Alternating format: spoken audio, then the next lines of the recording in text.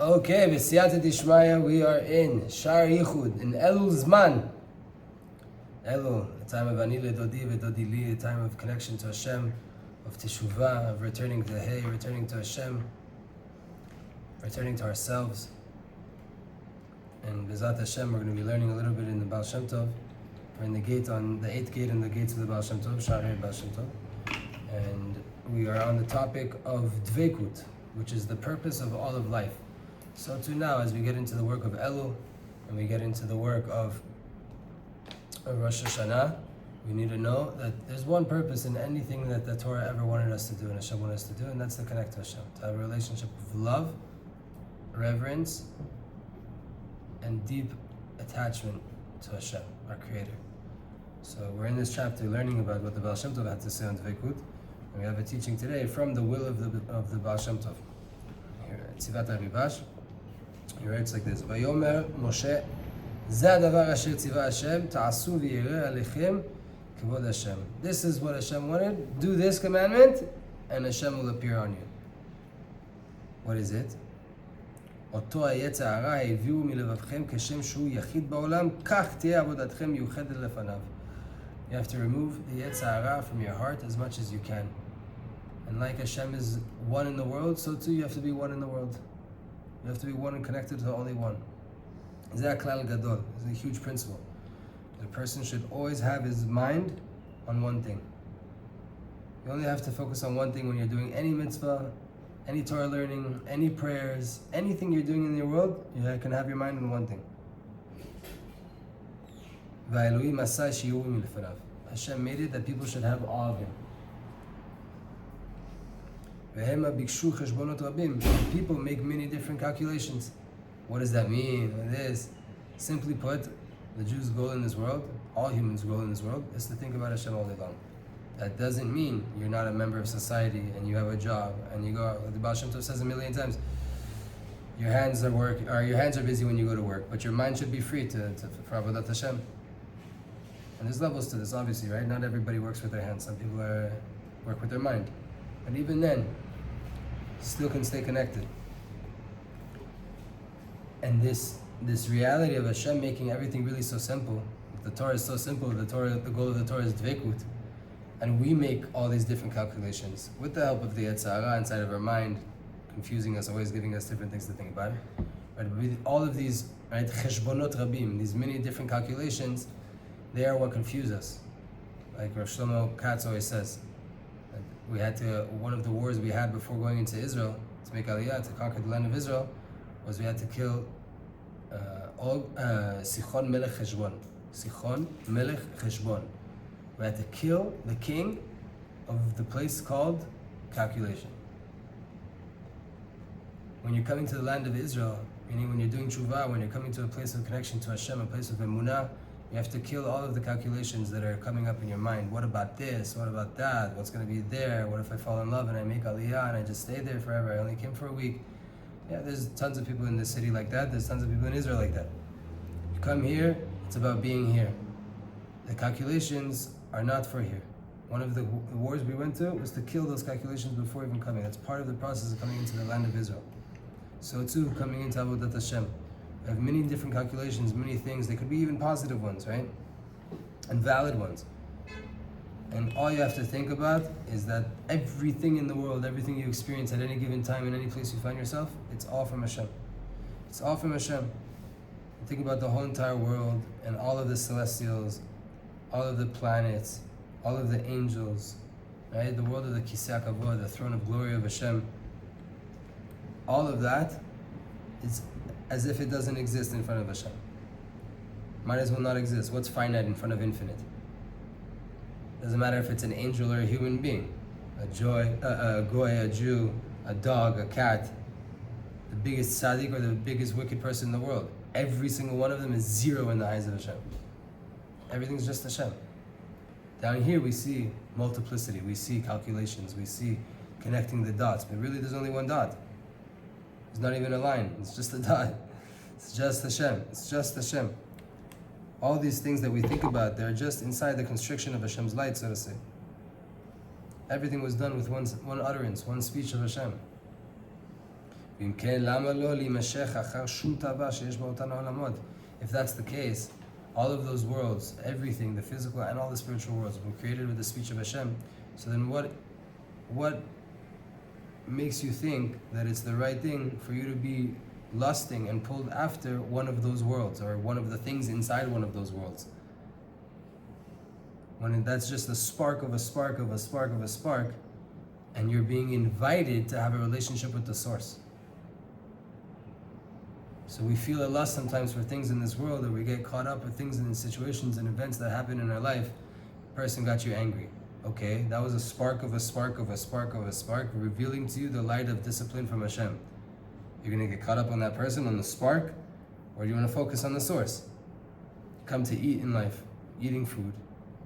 Food has vitamins inside it, it has minerals, but that's not what's keeping you alive. That's not what's giving actually food to your body. Okay, it has minerals inside it. Where do the minerals get their power? If you always go back, you're going to end up that it's the spark of Hashem that's inside the food that's giving you the taste and all the benefits. Don't get started in this world. Don't make many calculations. Focus on one, right? When you start to make the calculations, so then it's the food and the vitamins and the temperature that it was served at and what time of day and is seasonal fruit or not seasonal fruit, all of those things. I happen to be a person that likes health, and I'm trying to improve my eating, and I know those things are true as well. But there's a side to say that there are many calculations, right? And the most important thing is, when you're eating your food, are you connected to Hashem? Are you thinking about Hashem? Did you say a blessing before it and afterwards to make sure that you know that the food doesn't come from you, that it came from Hashem? All of it happened just with one speech, one utterance from Hashem's mouth to create everything. So then it would be better to cling to Hashem, who is above all of the worlds. And again, don't forget, in Hebrew, olam, which means world, comes from the word ne'elam, hidden, concealed. All worlds, all creations are still concealments over the light of Hashem.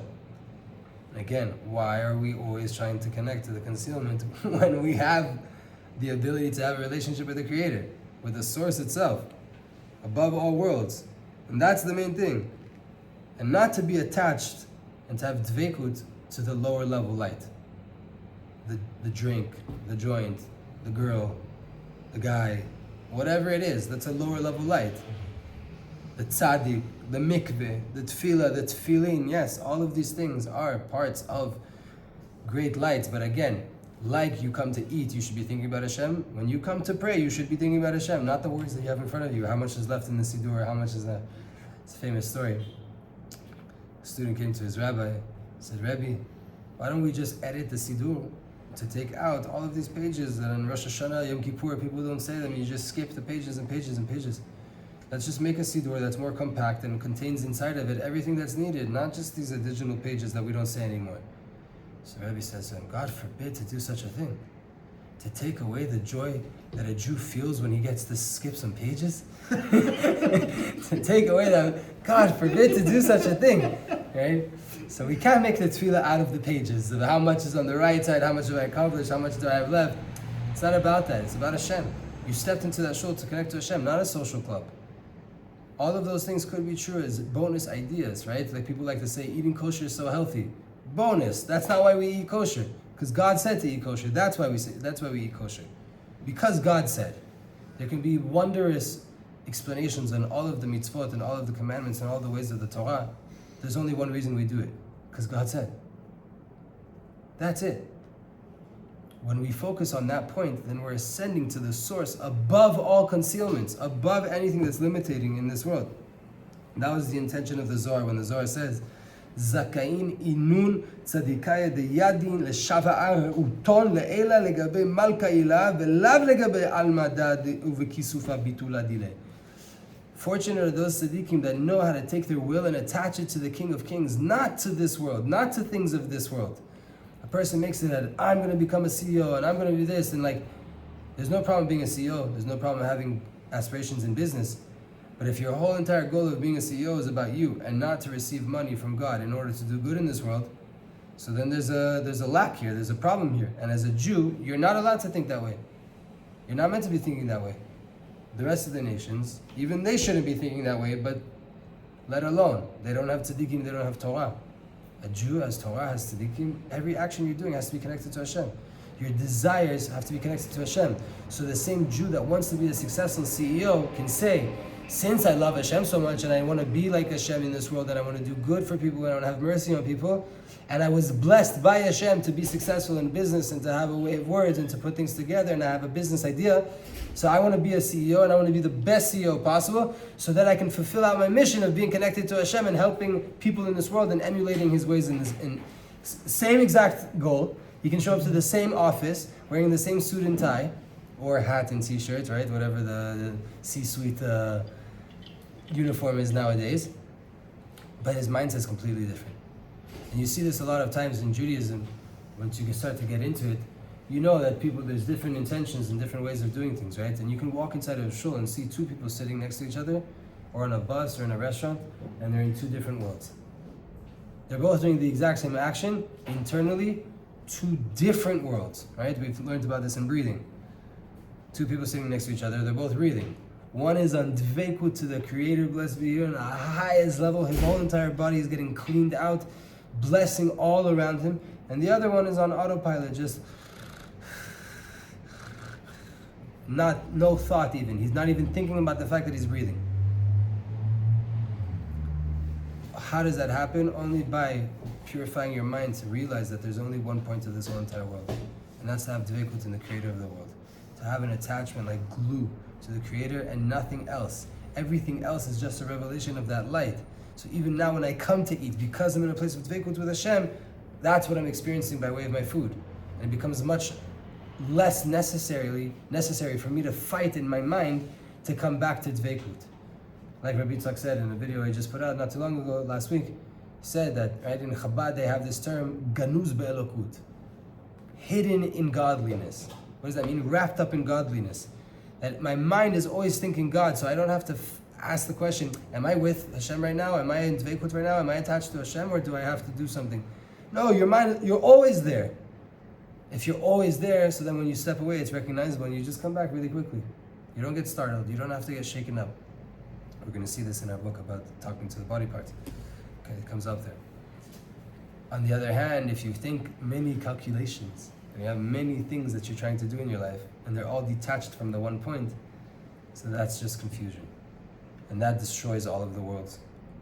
Rather, you should always just think about Dveikut and Hashem from a place of love, complete love. Right? Loving Hashem more than anything else you love in this world. Anything good in this world is rooted in Hashem. So who do you love the most? Right? People get this twisted all the time.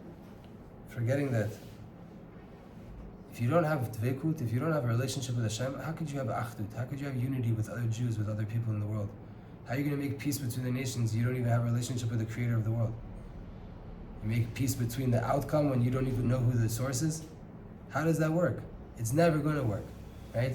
All the Jews out there screaming Tikkun Olam, forgetting that that phrase comes from a pasuk that says Letaken Olam b'malchut Shaddai, to rectify the world with the kingship of Shaddai, of God.